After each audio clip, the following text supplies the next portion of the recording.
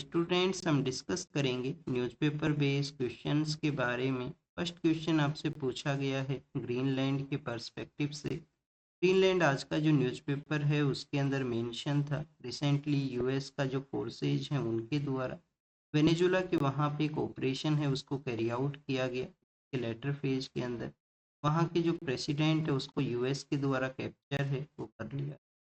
Students उसी capture के later phase के अंदर यूएस के प्रेसिडेंट ने एक इंटरव्यू के अंदर मेंशन किया कि कुछ अदर पार्ट्स हैं वहाँ पे भी यूएस का जो फोर्स है वो इंटरवेन को कैरी आउट कर सकता है, जिसके अंदर उन्होंने ग्रीनलैंड के रिगार्डिंग में मेंशन है वो किया है।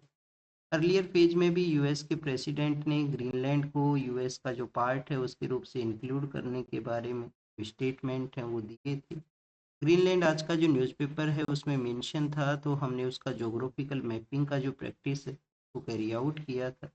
ये जो एरिया है Greenland one of the largest आप देखिएगा आइलैंड के रूप से सिचुएटेड है अर्थ के ऊपर। और स्टूडेंट्स ये जो एरिया है नॉर्दर्न अमेरिकन जो कॉन्टिनेंट का एरिया है ज्योग्राफिकली वे के थ्रू वहाँ पे ये बिलोंग किया करता है। और आप देखिए कि पॉलिटिकली पर्सपेक्टिव से जो ग्रीनलैंड है वो डेनमार्क को बिलोंग करता है, डेनमार्क जो कि एक यूरोपियन कंट्री है। और इसके कुछ जो नाइबर एरियाज हैं उनको भी हम प्रैक्टिस किए थे, जैसे कि लेब्राडोर प्लेट्यू है वो सिचुएटेड है उसके नियर बाई एरियाज के अंदर में जो वाटर बॉडी है जिसको कि लेब्राडोर सी के रूप से जाना करते हैं। बफिन आइलैंड्स हैं वो यहाँ पे सिचुएटेड हैं, उनके नियर बाई एरियाज के अंदर में जो वाटर बॉडी है ग्रीनलैंड के वेस्टर्न पार्ट के अंदर में जिसको कि बफिन बे के रूप से जाना करते हैं। स्टूडेंट्स इसका जो साउथ ईस्टर्न पार्ट है वहाँ पे आइसलैंड नाम का जो कंट्री है वो सिचुएटेड है। Between the Greenland and Iceland के बिटवीन में जो यहाँ पे एक वाटर बॉडी पास होता है जो कि एक स्ट्रेट है जिसको डेनमार्क स्ट्रेट के रूप से जाना करते हैं। तो ये बेसिकली आप देखिए कि ये जो प्लेसेज हैं उनके बारे में आपको जानकारी होना चाहिए। अब हम क्वेश्चन को यहाँ पे प्रैक्टिस करेंगे। क्वेश्चन के अंदर में आप देखिए कि आपको फर्स्ट स्टेटमेंट है वो मेंशन किया गया है कि ज्योग्राफिकली वे के थ्रू ये जो ग्रीनलैंड जो आइलैंड का एरिया है वो नॉर्दर्न अमेरिकन कॉन्टिनेंट है उसको बिलोंग किया करता है, वहाँ पे ये सिचुएटेड है। तो आप देखिए कि फर्स्ट स्टेटमेंट है वो करेक्ट है। पॉलिटिकली वे के थ्रू ये जो ग्रीनलैंड का एरिया है वो किस कंट्री को है, डेनमार्क को है। और डेनमार्क एक यूरोपियन कंट्री है, नॉर्दर्न अमेरिकन कॉन्टिनेंट के वहाँ पे वो नहीं है। One of the world world का आप देखिए कि लार्जेस्ट आइलैंड है, तो यस स्टूडेंट्स ये लार्जेस्ट आइलैंड के रूप से सिचुएटेड है जो कि ऑटोनोमस वे के थ्रू रूल वहाँ पे हुआ करता है। वहाँ के जो लोकल पर्सनस हैं उनको जो राइट्स हैं वो दिए गए हैं डेनमार्क के द्वारा, तो ऑटोनोमस वे के थ्रू वहाँ पे रूल प्रोसेस है वो आपको मिलेगा।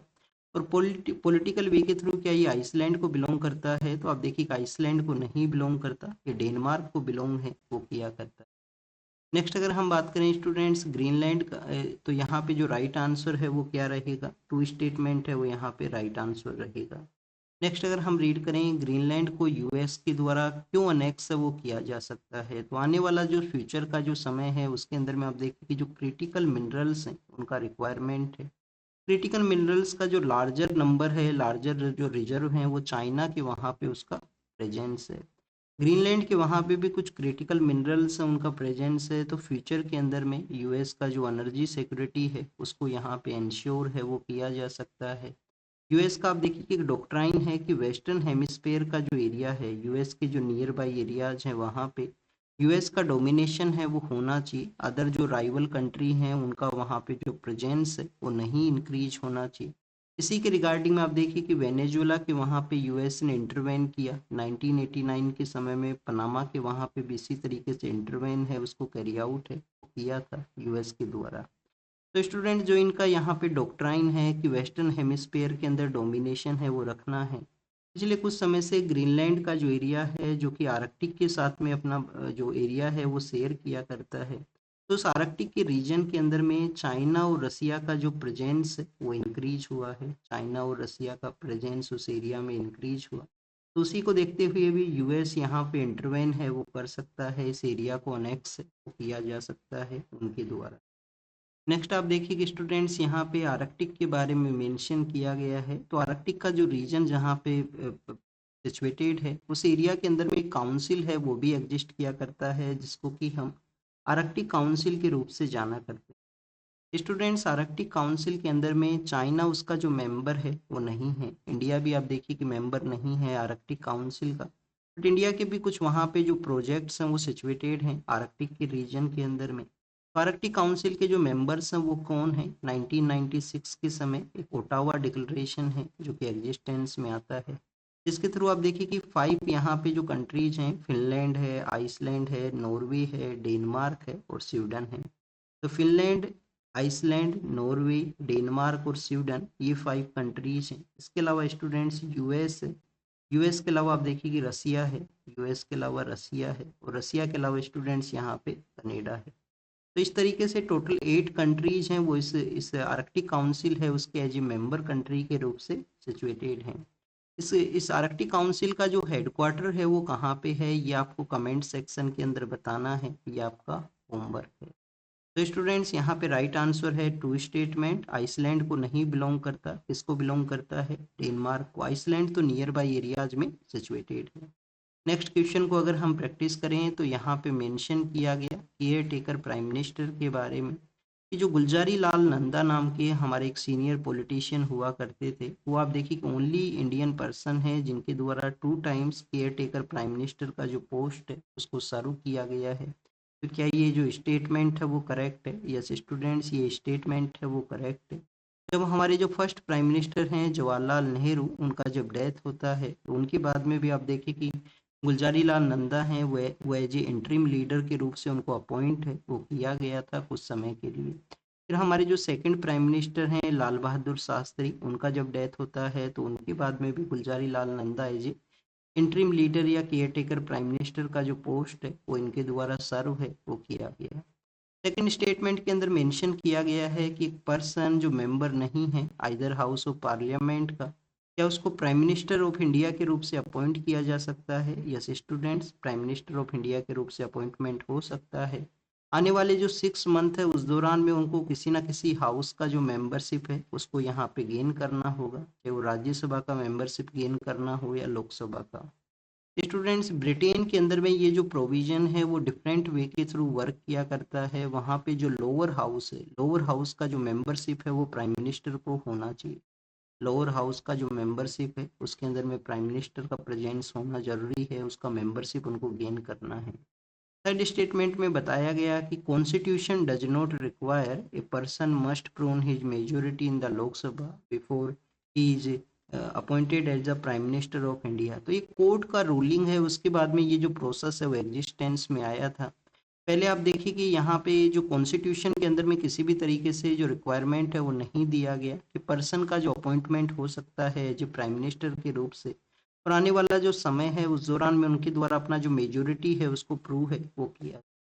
जब हमारे यहाँ पे क्लियर मैंडेट है वो नहीं रिसीव होता था किसी भी पॉलिटिकल पार्टी को, तो उस समय वन ऑफ द लार्जेस्ट जो पॉलिटिकल पार्टी है या कंसेंसस या डेडलॉक को एंड करने के रिगार्डिंग में आप देखिए कि जो प्रेसिडेंट है इस तरीके से डिसीजंस वो लिया करते थे कि आने वाले समय में आप अपना कोलिशन है उसको डेवलप करना और वहाँ पे अपना जो हाउस का जो फ्लोर है मेजोरिटी वहाँ पे आपको प्रूव करना है। तो ऑल 3 स्टेटमेंट्स हैं वो यहाँ पे करेक्ट हैं, तो सी यहाँ पे आंसर है वो रहेगा। आज का जो न्यूज़पेपर है द हिंदू न्यूज़पेपर, उसके अंदर में ये जो टॉपिक है वो कहाँ पे मेंशन था, तो आप देखिए कि आज का जो न्यूज़पेपर है उसमें हमने वेनेजुएला के पर्सपेक्टिव से रीड किया था कि वेनेजुएला के वहाँ पे जो वाइस प्रेसिडेंट हैं उनको एज ए इंटरिम लीडर के रूप से अपॉइंट वो किया गया। तो हमारे यहाँ तो प्रेसिडेंशियल सिस्टम है वो एग्जिस्ट नहीं किया करता है, एज ए प्राइम मिनिस्टर हैं जो हेड ऑफ द गवर्नमेंट हैं वो हुआ करते हैं। आप देखिए पॉलिटिकली जो पावरफुल ऑफिस है वो प्राइम मिनिस्टर का है। तो उसी के रिगार्डिंग में रीड करते हुए हमने जो इंटरिम लीडर हमारे यहाँ पे अपॉइंट हुए हैं उनके बारे में यहाँ पे रीड है वो किया था। तो यहाँ पे आप देखिए कि न्यूज़पेपर के अंदर में ये मेंशन था। नेक्स्ट अगर हम बात करें क्वेश्चन नंबर 3 के पर्सपेक्टिव से, तो क्वेश्चन आपसे पूछा गया है कि जो मन्यम वीरुडू नाम से एक पॉपुलर नेम हुआ करता है वो किस पर्सन को जाना करते हैं? मन्यम वीरुडू हैं वो कौन हुआ करते थे? क्या सीडो और कानू है वो यहाँ पे मन्यम वीरुडू हैं? तो आप देखिए कि सीडो और कानू है वो कौन है। यहाँ जब आप संताल रिबेलियन को रीड करते हो कि 1857 का जो रिवोल्ट है उससे पहले जो ब्रिटिश अथॉरिटी हैं उनको इनिशियली पार्ट में जो डिफीट हुआ था वो संताल रिबेलियन है। तो संताल रिबेलियन के लीडर हुआ करते थे सीडो और कान्हू नाम के 2 पर्सन हैं जिनको कि सीडो मुर्मू और कान्हू मुर्मू के नाम से जानते हैं। बिरसा मुंडा हैं जो कि आप देखिए कि छोटा नागपुर प्लेट्यू के अंदर में और ट्राइबल कम्युनिटी के जो लोग हैं उनको यूनाइट करने के अंदर में इनका एक इम्पोर्टेंट रोल है वो रहा है बिरसा मुंडा का। बिरसा मुंडा का ही मेमोरी के अंदर में हम जनजातीय गौरव दिवस है उसको सेलिब्रेट करते हैं 15 नवंबर के डे के रिगार्डिंग में। और इन्हीं के एफर्ट्स की वजह से आप देखिए कि छोटा नागपुर टेनेंसी एक्ट है वो वहाँ पे उसके रिगार्डिंग में जो डिसीजंस हैं वो लिए जाते हैं। रानी दुर्गावती हैं जो कि आपको मेडिवल के समय से बिलोंग किया करती हैं। रानी दुर्गावती हैं जो कि गोंड क्वीन के रूप से इनको जाना करते हैं। और मध्य प्रदेश के वहाँ पे एक प्रोटेक्टेड एरिया है उसका भी नेम है आप देखिए कि इन्हीं के नेमिंग के ऊपर में किया गया है। मन्यम वीरुडू है वो कौन है? अलोरी सीतारामा राजू हैं वो मन्यम वीरुडू के रूप से हैं। इनको इनके द्वारा आप देखिए कि काफ़ी सारे जो फ्रीडम मूवमेंट है उसमें पार्टिसिपेट करते हुए लेटर फेज के अंदर में मद्रास फॉरेस्ट एक्ट है। मद्रास का जो फॉरेस्ट एक्ट है 1882 का, मद्रास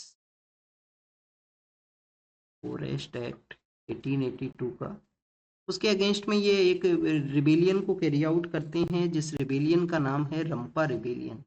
तो क्या रंपा रेबेलियन के वजह से इनको मन्यम वेरुडू कहा जाता है? आप देखिए कि ये ट्राइबल पर्सन्स ने इनको नेम है वो दिया है मन्यम वेरुडू मीन्स कि जो जो यहाँ पे फॉरेस्ट का एरिया है उसका जो हीरो, फॉरेस्ट का जो हीरो है उसको मन्यम वेरुडू उनका जो लैंग्वेज है उसके अंदर में बोला करते हैं। जो रंपा रेबेलियन है वो कब कैरी आउट हुआ था स्टूडेंट्स?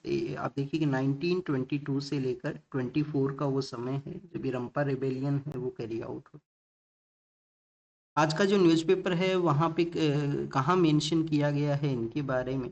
स्टूडेंट्स आंध्र प्रदेश के वहाँ पे आप देखिए कि इंटरनेशनल एयरपोर्ट है जिसको कि इस्टेब्लिश किया गया है। तो उस इंटरनेशनल एयरपोर्ट का जो नेमिंग है अल्लूरी सीतारामा राजू के रूप पे उनका उनका जो नेम है उसके ऊपर में रखा गया है उस एयरपोर्ट का नाम। तो इस वजह से हमने इनके बारे में आज का जो क्विज है उसके अंदर में क्वेश्चन आपसे पूछा है। इनका जो स्टैचू है उसको भी इनॉग्रेट किया गया था प्राइम मिनिस्टर के द्वारा कुछ ईयर बिफोर। तो ये कंटिन्यूस अब न्यूज़ में है। आपको इनके बारे में जो बेसिक इन्फॉर्मेशन है वो जरूर से होना चाहिए। नेक्स्ट आप देखिए कि स्टूडेंट्स बुद्धिज्म के बारे में ये क्वेश्चन पूछा गया। कल का जो न्यूज़पेपर था, संडे का जो न्यूज़पेपर था उसके अंदर में आप देखिए कि बुद्धिज्म के रिगार्डिंग में जो रेलिक्स हैं उनको उनको बेसिकली पब्लिक डोमेन के अंदर में रखा गया है। प्राइम मिनिस्टर ने उनके पर्सपेक्टिव से जो मेंशन है वो किया था। तो स्टूडेंट्स हम कल का जो न्यूज़पेपर है उसके रिगार्डिंग में आप देखिए कि ये यहाँ पे न्यूज़ है। और हमने बेसिकली जो बुद्धिज्म के जो इम्पोर्टेंट प्लेसेज हैं उनके बारे में भी वहाँ पे रीड किया था। तो स्टूडेंट्स इस तरीके से हमने ये क्वेश्चन यहाँ से फ्रेम किया है। सोर्स ऑफ न्यूज़ है वो ये है। अगर हम बात करें क्वेश्चन के बारे में तो 2014 का जो प्रीलिम्स का पेपर है उसके अंदर में ये क्वेश्चन पूछा गया था और हमने इसको लिटिल बिट मॉडिफाई किया है यहाँ पे। वन ओनली टू ओनली इस तरीके से जो प्रेजेंट समय में यूपीएससी क्वेश्चंस हैं वो पूछा करता है। तो इनमें से कौन सा ऐसा किंगडम है या जो महाजनपदा है जो कि भगवान बुद्ध हैं उनका लाइफ से बिलोंग किया करता है? तो फर्स्ट आप देखिए कि जो अवंती का यहाँ पे जो एरिया है वो कहाँ पे सिचुएटेड था? प्रेजेंट समय के अंदर में आप जब उज्जैन को जब आप रीड करते हो, उज्जैन जहाँ पे सिचुएटेड है वो अवंती का एरिया है। तो बुद्धिज्म जो भगवान बुद्ध हैं उनका लाइफ इवेंट से रिलेटेड वो नहीं है। भगवान बुद्ध का जो बर्थ है वो कहाँ पे होता है? भगवान बुद्ध का जो बर्थ है वो आपको लुम्बिनी के अंदर में देखने के लिए मिलेगा जो कि साक्य जनपद के अंडर में आया करता है। भगवान बुद्ध का जो बर्थ है वो कहाँ पे हुआ था? लुम्बिनी के वहाँ पे। और जो किस जनपद के अंदर में आया करता था स्टूडेंट्स? साक्याज के अंदर में आया करता था। फिर आप देखिए कि उनको जो एनलाइटमेंट होता है जो ज्ञान का प्राप्ति होता है वो बोध गया के वहाँ पे था। बोध गया के वहाँ पे था। बोध गया आप देखिए कि मगध का जो जनपद है उसके अंडर में आया करता था। मगध के अंडर में आया करता। फिर आप देखिए कि सारनाथ के वहाँ पे उन्होंने अपना जो फर्स्ट सेरेमन है उसको कैरी आउट किया था जो कि काशी जनपद के अंदर में आया करता था सारनाथ जो है। लेटर फेज में इनका जो महापरिनिर्वाण है वो आपको कुशीनगर के अंदर में जो कि उत्तर प्रदेश के वहाँ पे सिचुएटेड है कुशीनगर। तो कुशीनगर जो है वो मल्लाज के अंदर में जो मल्ला जनपद है उसके अंडर में यह आया करता है। ये कुछ ऐसे प्लेसेज आपको पता होना चाहिए। यूपीएससी ऐसे क्वेश्चन है वो आपसे पूछ सकता है। गंधारा का जो एरिया है, गंधारा कहाँ पे है प्रेजेंट समय में? जो हमारा नॉर्थ वेस्टर्न का जो पार्ट है, नॉर्थ वेस्टर्न जिसके अंदर में आप देखिए कि अफगानिस्तान का एरिया है उसको कवर कर सकते हो। तो ये यहाँ पे जब बुद्धिज्म जो प्रमोट होता है तो मौर्यन डायनेस्टी का रूल हुआ करता था। स्पेशली अशोका के समय में आपको इस एरिया में जो बुद्धिज्म का जो प्रमोशन है वो आपको मिलता है। स्टूडेंट्स एक आपके लिए क्वेश्चन है, क्वेश्चन आपके लिए ये है कि आप जब गंधारा स्कूल ऑफ आर्किटेक्चर के बारे में आप जब रीड करते हो या वहाँ का अफगानिस्तान के अंदर में बुद्धिज्म के जो प्रेजेंस के बारे में रीड करते हो, तो बेमियान बुद्धिज्म के बारे में भी आपको पता होना चाहिए। तो गूगल करना उनकी फ़ोटो को, जो बेमियान बुद्धिज्म है वो किस तरीके से, उस फोटो को आप देखिए कि तालिबान के द्वारा डिस्ट्रॉय है, वो कर दिया गया। अगर हम बात करें स्टूडेंट्स यहाँ पे कोसला जग के बारे में, तो आप देखिए कि जो सारावस्ती का एरिया है वहाँ पे भगवान बुद्ध हैं, वो काफ़ी ज़्यादा घूमते हैं अपना जो एनलाइटमेंट है उस दौरान के अंदर में। तो कोसला से उनका जो लाइफ इवेंट है वो बिलोंग करता है। राजगीर का वो एरिया है जहाँ पे उनके द्वारा बुद्धिज्म को प्रमोट करने के रिगार्डिंग में डिसीजंस वो लिए गए थे, वो मगध के अंडर में है। तो यहाँ पे जो राइट आंसर है वो रहेगा 2 ओनली। ये यूपीएससी ने 2014 के समय क्वेश्चन है वो आपसे पूछा था इस तरीके से।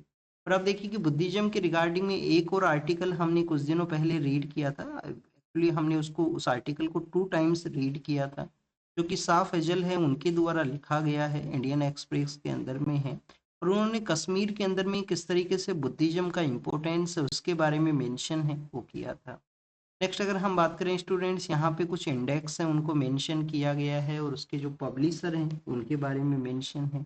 ये जो न्यूज़ है आज के न्यूज़पेपर के अंदर में कहाँ पे मेंशन था, आज का जो डाटाज का जो पेज आता है एडिटोरियल के अंदर में, एक डाटाज के रिगार्डिंग में पेज हुआ करता है। और यहाँ पे बताया गया कि एशियान जो कंट्रीज हैं, 11 जो एशियन कंट्री और एशिया के जो कंट्री हैं, चाइना है, इंडिया है, इन कंट्रीज को अगर आप यहाँ पे जब रीड करते हैं, इनका जो डिजास्टर के रिगार्डिंग में जब रिस्क को हम देखते हैं, तो आप देखिए कि यहाँ पे 100 के आसपास जो डिजास्टर इवेंट्स हैं वो एनुअली बेसिस के ऊपर में कैरी आउट हैं, वो हुआ करते हैं। 80 मिलियन के आसपास जो पर्सन है वो इम्पैक्ट होते हैं।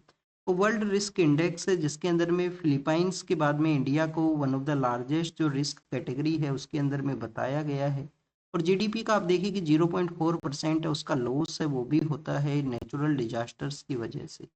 तो स्टूडेंट्स क्लाइमेट रिस्क इंडेक्स है उसको कौन पब्लिश करता है, इसका जो पब्लिकेशन है वो जर्मन वॉच के थ्रू हुआ करता है। ग्लोबल रिस्क रिपोर्ट है उसका पब्लिकेशन किसके द्वारा हुआ करता है, ग्लोबल रिस्क रिपोर्ट का जो पब्लिकेशन है वो वर्ल्ड इकोनॉमिक फोरम के द्वारा है। तो वर्ल्ड एयर क्वालिटी रिपोर्ट जिसके अंदर में आप देखिए कि हमारा जो नेशनल कैपिटल है उसको one of the worst capital के रूप से डेजिग्नेट किया गया था एयर क्वालिटी के रिगार्डिंग में, जिस तरीके से एयर क्वालिटी हमारे यहाँ पे डैमेज होती है। और यूएन के द्वारा भी आप देखिए कि वर्ल्ड एयर क्वालिटी रिपोर्ट है उसको नहीं पब्लिश किया जाता। आईक्यू एयर नाम का एक स्विस ऑर्गेनाइजेशन है जो कि वर्ल्ड एयर क्वालिटी रिपोर्ट है जिसको पब्लिश करता है। तो राइट आंसर है वो यहाँ पे 1 पेयर है। तो स्टूडेंट्स ये आज के न्यूज़पेपर बेस्ड क्वेश्चंस थे जिनको हम प्रैक्टिस किए। इन्फॉर्मेशन को आप नोट डाउन जरूर से करना अपने नोट्स के अंदर में जो आपको नहीं पता है, जिससे कि आप बेटर यहाँ पे रिवाइज कर सको, बेटर यहाँ पे अपग्रेड कर सको। Thank you students, thank you very much.